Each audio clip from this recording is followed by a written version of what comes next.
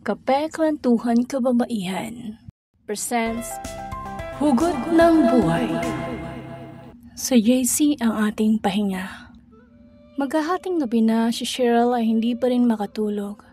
Marami ang pumapasok sa kanyang isipan. Hindi niya malaman kung bakit, kaya nagdasal siya. Lord, salamat sa maghapong lakas na binigay niyo sa akin. Salamat po kasi marami mang mabigat na mga problema. Andyan kayo para gabayan ako at ang aking pamilya. Ginagawa niyo akong matatag sa mga hamon ng buhay.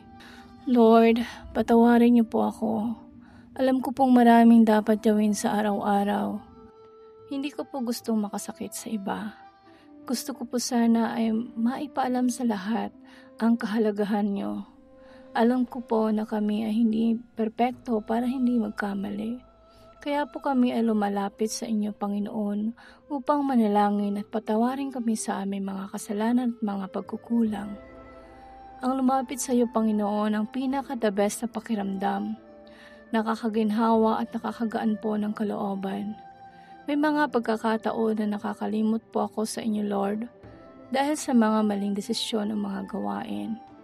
Kaya nagpapasalamat po ako ng lubos sa inyo, Lord, kasi andyan kayo para itama o i-guide ako. Maraming salamat, JC, sa proteksyon at lakas na binibigay niyo sa araw-araw ng buhay ko. Amen. Pagkatapos ng kanyang pagdadasal, ay unti-unti na siyang nakatulog ng mahimbing.